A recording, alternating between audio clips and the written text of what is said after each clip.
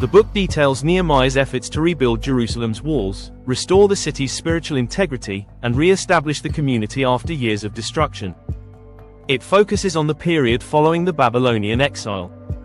Throughout the book, Nehemiah emphasizes the power of prayer and seeking guidance from God, especially during times of challenge and uncertainty. His name means, "God comforts," in Hebrew. He was a Jew living in exile in Persia. In his youth, he was appointed to the important office as a cupbearer to the Persian King Artaxerxes. The position of cupbearer was prestigious and involved great responsibility, as the cupbearer was in charge of serving wine to the king, and ensuring it was safe to drink, which also meant he had to be trusted and held a position of influence. When Nehemiah heard about the desolate state of Jerusalem and its walls, which have been destroyed, and the plight of his people, he was deeply moved even though he was successful in the diaspora. They said to me, "The remnant there in the province who survived the captivity are in great distress and reproach, and the wall of Jerusalem is broken down and its gates are burned with fire." When he heard these things, he sat down and wept. For some days he mourned and fasted and prayed before the God of heaven.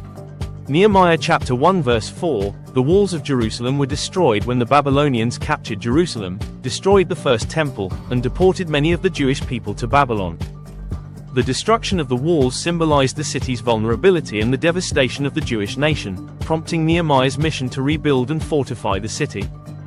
He approached the king with a heavy heart to address the situation.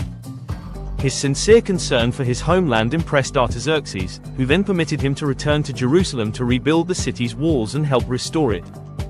This marked a pivotal moment in Nehemiah's life and leadership.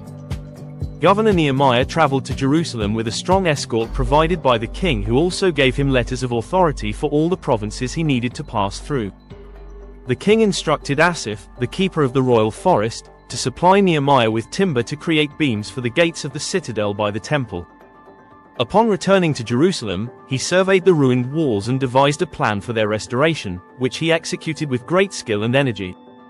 He gathered the local leaders and encouraged them to join him in the rebuilding efforts, emphasizing the significance of restoring Jerusalem for the honor of God and the Jewish people. He rallied the Jewish people, inspiring them to work together to rebuild the city walls, each group and family taking responsibility for different sections.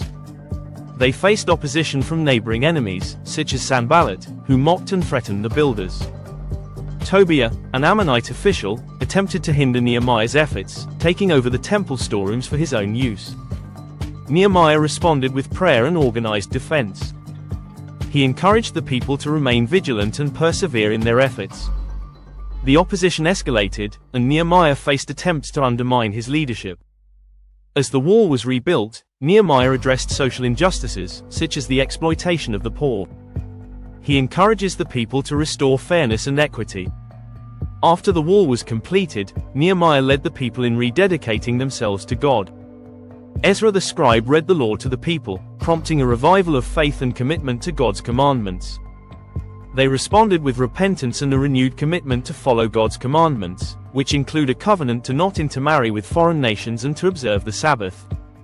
The city was then repopulated with the Israelites, and the list of those who returned was recorded. Nehemiah implemented further reforms, including the establishment of proper worship practices and the protection of the Sabbath. He addressed internal strife among the people, such as economic injustice and exploitation. Nehemiah emphasized the importance of unity and trust in God. Despite the opposition, the wall was completed in an astonishingly short period of 52 days, which served as a testament to Nehemiah's leadership and the dedication of the people.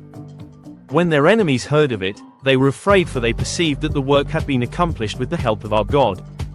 Nehemiah said, "Go and enjoy choice food and sweet drinks, and send some to those who have nothing prepared. This day is sacred to our Lord. Do not grieve, for the joy of the Lord is your strength."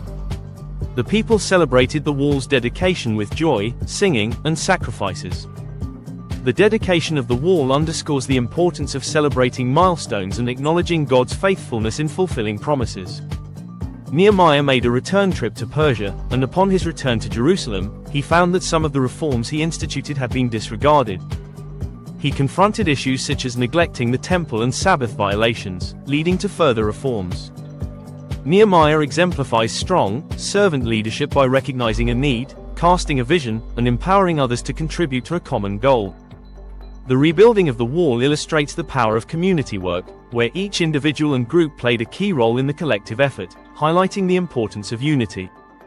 Nehemiah's story teaches the value of perseverance in the face of difficulties and external opposition, demonstrating that faithful commitment can lead to success.